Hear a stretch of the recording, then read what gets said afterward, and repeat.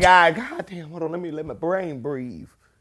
He's squeezing a lot of information in here.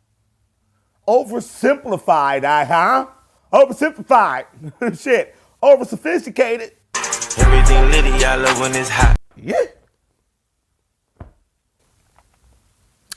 Okay, guys. Disclaimer. I don't have a No, I'm just playing. Disclaimer. I don't know a lot about wars, y'all. I'm not going to sit here in front. I'm not the smartest guy when it comes to history. I wasn't the best person in school to listen. You know, I was always in the office. Too much energy. So I'm not going to go in acting like I know anything. So I'm going to be, this is all taking me. Some of the terminology I might not even understand. I'm scared to even watch it. But people want me to watch it, so I'm bringing it to you. Don't judge me. Please don't do that. Only thing I want you to do is follow me on everything in the description. Subscribe to the channel, too, if you haven't. You got to check, at least check. Merchandise in the description as well. It's different links. Okay. Crap. I'm scared, y'all. You know, the commenters on this one, you idiot, you didn't know about this. You need to probably learn more about your history. Get off the couch, stop listening to music, and learn about your history. You gotta, I'm saying it before y'all can say it. You an idiot, Mr. Video.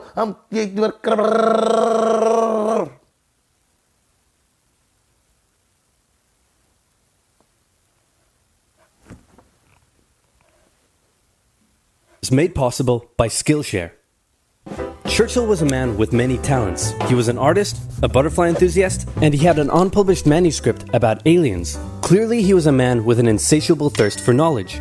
Maybe he could have loaded up his computer and logged onto Skillshare, an online learning community with more than 19,000 classes in design, business, technology, and more. Perhaps he was considering a side career in fashion, but didn't know where to start. On Skillshare, he would find courses in fashion design and garment construction. What the hell Skillshare got to do with the World War II, man? What Skillshare got to do? This is a hell of a way to integrate. Or if he wanted to learn app design, improve his photography, or just how to make a really good quesadilla, he would have found courses for all of these and more on Skillshare. Skillshare gives you access to high-quality classes taught by genuine experts working in their field.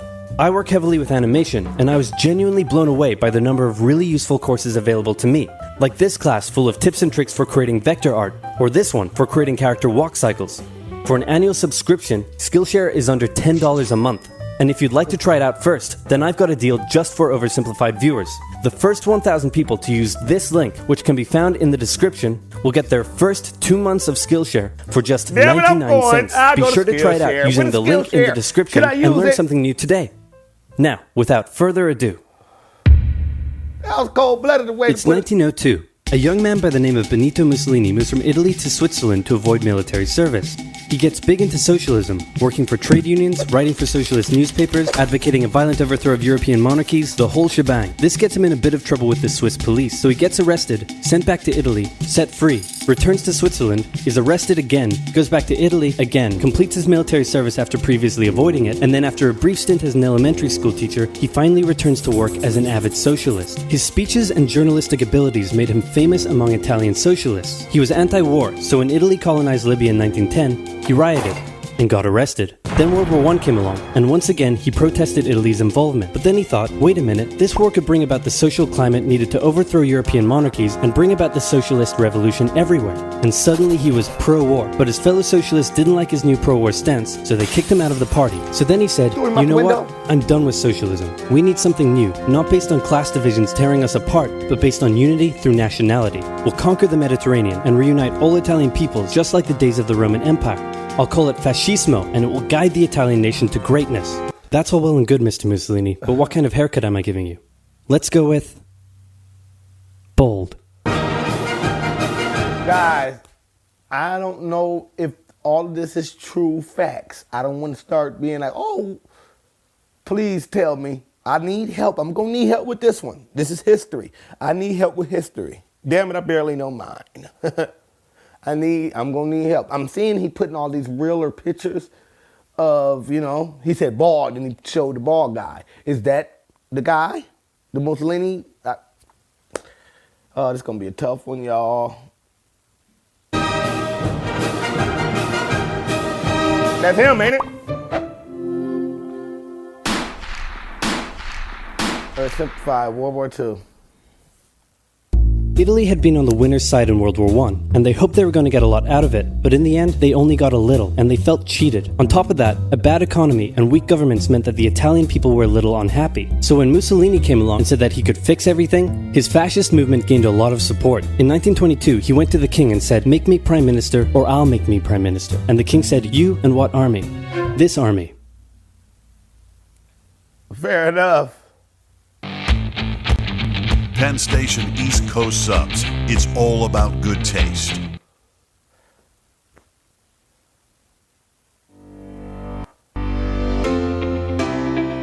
Ad City.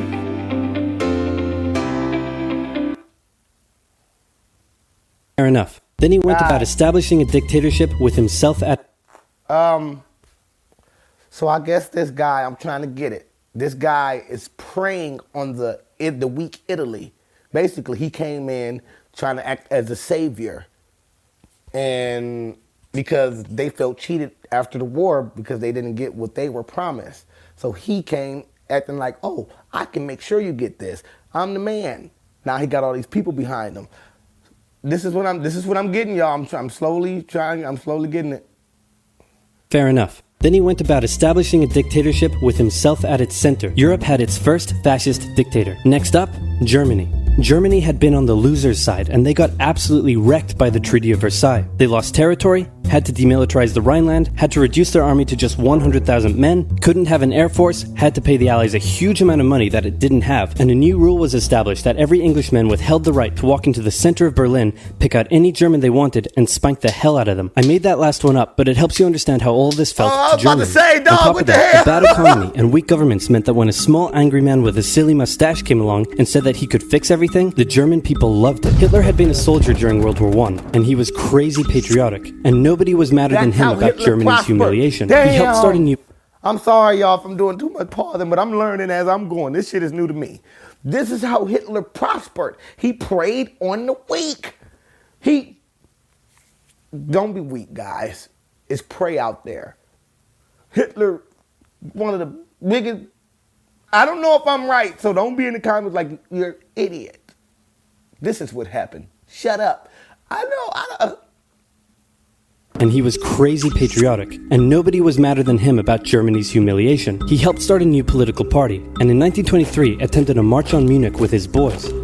And then he got arrested. But his popularity grew and grew, and in 1933, the president made him chancellor. He believed he was Germany's great destined savior, and he went full megalomaniac, establishing a dictatorship with himself at its center. Europe had fascist dictator number 2. Hitler and Mussolini had a lot of the same ideas, but more importantly, they had the same enemies, and they started to get along. Anyone else want to be friends? Franco? No? You good? I do. Hitler had Who's that? friends. It's Japan, and they've taken over northern China. Let's rewind a bit. Japan had isolated itself from the rest of the world for over 200 years until the Americans showed up and said, "You're going to trade with us and you're going to like it." Then the Western powers imposed a bunch of unequal treaties, meaning Japan's economy was bust. They also had no natural resources, so they decided to go get some. They went to war with China to gain a sphere of influence over Korea, and they took a bunch of China's stuff. But then the West said, "Hey, cut that out." And since Japan couldn't take on the West, they said, "Okay, I guess we'll just go home." Wait a minute, what are you doing? Taking advantage of a weakened China and setting up spheres of influence. But I was the one who weakened them. We know. And you guys didn't let me have anything. God, we this know. is deep That shit. seems unfair. We don't think so. Okay, see ya. So Japan thought... Listen, so Americans just go swinging. They just go swinging they jangling wherever they want, huh? Hey, Japan, you gonna trade with us? No, we don't want to. Think so? Think so? This is what I'm getting from the video, guys. This is deep shit. Hold up now. I'm learning a lot. But I was the one who weakened them. We know. And you guys didn't let me have anything. We know. That seems know. unfair. We don't think so. French, we don't care. Okay, see ya. So Japan thought, screw this, and went to war with Russia, and stunned everyone by actually winning. Then they fully annexed Korea, but they didn't stop there. In World War I, they took Germany's colonies and islands in Asia. And then in an incident that was maybe staged by the Japanese army, a bomb blew up a Japanese train in Manchuria, giving them an excuse to launch an invasion and take over. So here's the situation. Nazi Germany, Fascist Italy, and they blew up Japan their all own believe they're train just to racially have an superior, excuse. all feel hostility towards the Allies, and all want to militarize and take over more stuff. And so they did. Let's start with Germany. Hitler hated the Treaty of Versailles, and now he was ready to begin undoing it. In complete violation of the treaty, the first Luftwaffe squadrons were set up, conscription was introduced, and he pimped up his army. The Allies did nothing. Then Hitler sent his army back into the demilitarized Rhineland, giving orders to immediately retreat if the Allies showed up. The Allies did nothing. With his military re-strengthened, he could now move on to step 2. He wanted to rapidly increase the Aryan population, and to do so, he needed Lebensraum, or in other words, he would have to take over the world. But for now, a good portion of Europe would do, and he began eyeing up his neighbors. The Allies finally started to get worried, so they implemented a fairly useless diplomatic strategy called appeasement, and it went a little something like this. Hitler would say, I want that thing, and the Allies would say, you can't have that thing. Okay, you can have that thing, but no more. I want that thing. And repeat. Hard to discover new audiences? It's time to try Taboola. Y'all. Get exposed to see if receptive. I respect it. Get your revenue, my dog. But In look, 1930... okay, so I'm learning a lot, man. So Hitler basically was going through saying, I want that. They said, you can have that. That's it, man. So when Hitler get bored again, no, I want that. Okay, we'll give you that, but leave it at that. Well, I want that too. Okay, it's an endless cycle. Shit crazy, man. You can have that thing, but no more. I want that thing. And repeat. In 1938, Hitler's army marched into Austria and just took it, with no resistance. Boom, this is Germany now. Next, he demanded to be given the Sudetenland, an area of Czechoslovakia with many ethnic Germans. The Allies held a meeting with Hitler in Munich and said, look, we're going to give you what... Hang on. This meeting is about my territory. Shouldn't I come to the meeting too? For Czechoslovakia? Anyway, we're going to give you what you want. Really? Yeah. Just like that? Yep. What's the catch? Just sign this piece of paper promising you won't invade the rest of Czechoslovakia. Okay. Then Chamberlain returned home victorious, waving his signed piece of paper in the air, declaring crisis to be averted and the continuation of world peace. And we built a statue of Chamberlain in his honor, and every day on the 30th of September we celebrate Chamberlain Day. Hitler's invading the rest of Czechoslovakia. What? He's invading the rest of Czechoslovakia. Oh. You lied to me. Yes. What do you expect? Yeah. I'm Hitler. Not to be outdone, Mussolini also wanted to get in on the action. He thought to himself, isn't there a not yet colonized nation somewhere which is so underdeveloped that the people would be defending themselves against our tanks with literal bows and arrows and wooden spears? Oh, there is? Fantastic. And so he took it. Italy also wanted to control the entrance to the Adriatic Sea, so they occupied Albania. Then, in another incident which was maybe staged by the Japanese, gunfire was exchanged by Japanese and Chinese troops at the Marco Polo Bridge, and the Japanese launched yet another invasion against China. They swept through Beijing and Shanghai, and then advanced through the Yangtze Valley to China's then capital, Nanking. It was here that saw the worst... Guys, how accurate is all this information? It's a lot of information to soak in one video. Hey, OverSimplified, you a motherfucker, man. You squeezed a lot of information in this 13 minutes. My brain is doing a jiggler right now. My brain is jiggler. It's jiggled. How much of this is true? All of this is true? Because I know there's going to be people down there saying, this guy doesn't know anything he's talking about. Why you watch this video, Mr. Video? Change your name to Mr. Wrong Video. You watching the wrong stuff. I know there's going to be people down there saying that. This is a whole bunch of territorial, everybody just power hungry. And if you say no, I'm going to take it. It's basically like a whole bunch of childish play. I want your land. No, you can't have it. Well, I'm going to take it. I'm bigger. Man. Shanghai, and then advanced through the Yangtze Valley to China's then capital, Nanking. It was here that saw the worst of Japan's shocking atrocities committed against the Chinese people. Back in Europe, Germany and Italy made their relationship status official by signing the Pact of Steel. Then, Hitler turned his eyes towards Poland and the hated Polish corridor, splitting Germany in two. At this point, the Allies really had to put their foot down, and they warned him that an invasion of Poland would mean war. Hitler had planned to continue his advance eastward, but he didn't want to end up fighting a war on two fronts. So for now, he made an alliance with Stalin, saying, "How about we both invade Poland and split it between the two of us, and I definitely won't not refrain from not betraying you sometime in the future." Really? Sounds good. This new alliance stunned the West. On the 1st of September 1939, German troops entered Poland, and Britain and France declared war on Germany. He made an Poles alliance fought hard and declared war on Germany, and they went and tried to get Germany. Hitler a motherfucker, man. I didn't know Hitler was doing all this devious stuff. He out there making alliances, knowing he gonna trade on people. Look at this, y'all. Damn internet, man. Please stop doing this, internet. Especially in the middle of the videos. Like, this is murdering me.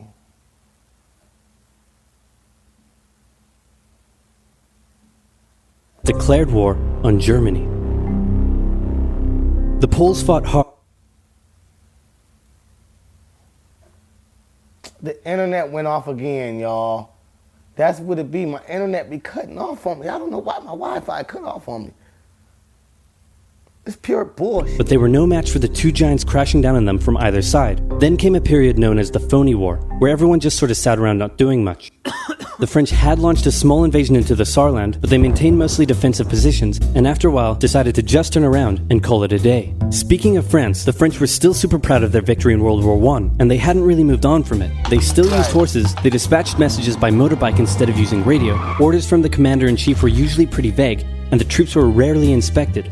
They built a line of defenses along their German border, but didn't bother extending it all the way to the Channel, and they wouldn't launch artillery strikes against Germany out of fear of being retaliated against. In a war, they didn't want to attack the enemy. And at first the UK wasn't much better. Chamberlain still naively hoped that the war could be ended diplomatically. Instead of bombing raids, the RAF dropped propaganda leaflets over German cities, which one air marshal said likely did nothing but provide the continent with toilet paper for the duration of the war. They also only sent 200,000 men to France, while the French had mobilized millions. Both Britain and France wanted to avoid a repeat of the First World War, and so they wanted to keep the war as far from home as possible. So they turned their eyes north, towards Norway.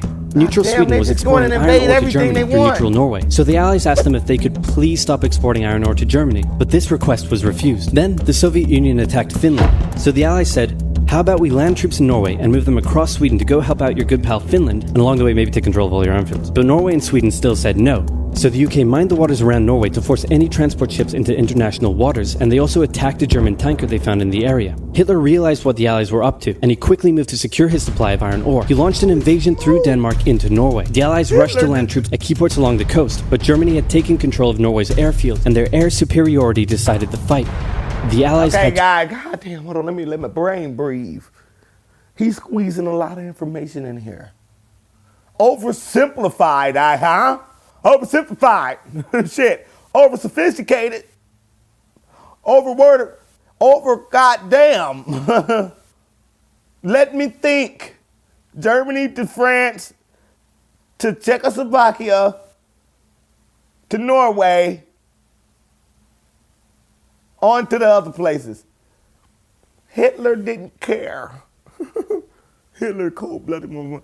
Man. I'm just trying to let my brain think, y'all. Whoa.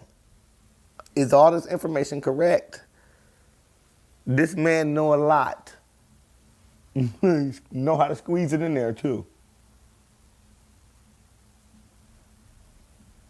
at key ports along the coast, but Germany had taken control of Norway's airfield, and their air superiority decided the fight. The Allies had to retreat. After this slightly embarrassing failure, Chamberlain resigned, and was replaced with Winston Churchill, who had a slightly different approach to dealing with the Germans. Hitler's overall strategy was similar to Germany's First World War strategy. Attack France, defeat France, knocking out the UK in the process, then turn on the Soviet Union and win the war. During the phony war, the Allies had given Hitler time to prepare his forces. Now, he was ready to attack. The Allies had wanted to place troops in Belgium, but Belgium had refused, and in a move that surprised pretty much no one, Hitler launched an invasion to get around France's defenses. The Allies charged into Belgium at full speed to meet the German invasion head-on, and it looked like a repeat of the First World War was coming. But this time, Hitler had a trick up his sleeve.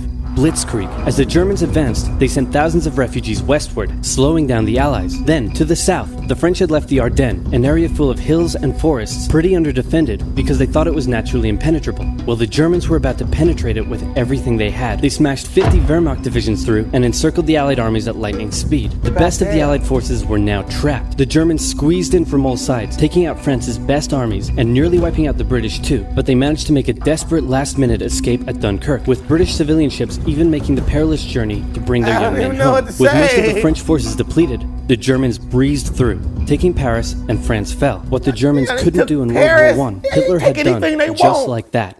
Hitler hoped that with the fall of France, the UK would also lose hope and sue for peace. But quite annoyingly, it didn't, and he needed to secure the Western Front, so he tried to force them into submission with mind games. The UK were now all alone, and Hitler wanted to emphasize that. First of all, just before France fell, Italy finally declared war on the Allies, making the UK's situation even worse. Next, instead of just occupying all of France, Hitler occupied the coastal areas for defense, but allowed France to continue its existence as a German puppet state. This way, it looked like the UK's old ally had decided to switch sides. Hitler also hoped that the UK wouldn't attack any of her old allies' navy bases or colonies in Africa, giving Hitler an extra line of defense to the south. But the UK made sure to respond to this by sailing down to France's navy base in Algeria and wrecking a bunch of ships. So have at it. Hitler then... Oh my gosh, y'all. Okay, we got 1 minute left or something. How much information can you squeeze in this 13 minutes? Oversimplified. Hitler swinging his thing around everywhere. I get it.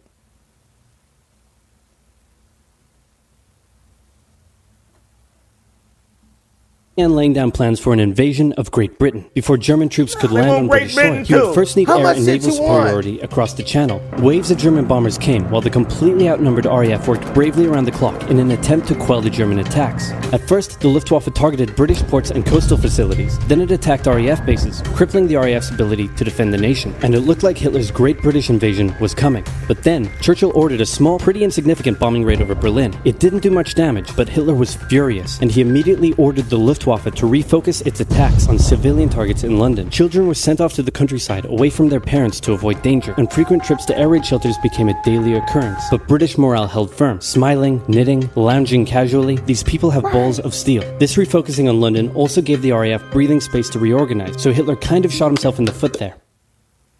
Just the foot for now. Finally, the Luftwaffe sent one massive all-out attack on London, and the RAF successfully repelled it, destroying many of the German aircraft and placing air superiority firmly in British hands. Hitler's invasion had to be postponed, but the bombing of British cities continued for some time.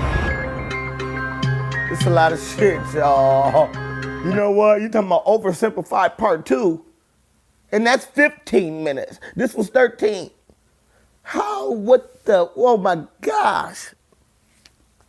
You have your brain jam-packed. I'm glitching.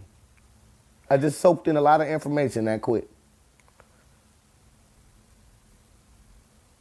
How much of this stuff was true? God, was all this accurate? You guys can tell me better than anybody. Oversimplified. That was simplified? I need help. I need help.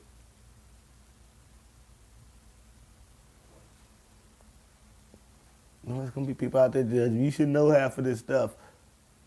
I honestly don't. I'm not good with the history. I'm sorry. A lot of things I'm not good with. A lot of things I didn't have the, luxury of having younger.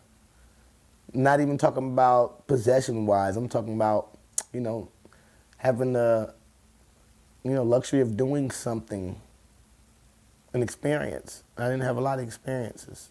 We didn't have the money. We can't go swinging our things around like Hitler and take what we want. How much did you need, Hitler? You got greedy. You want the whole damn world? One man? Should I do part 2, guys? Till next time.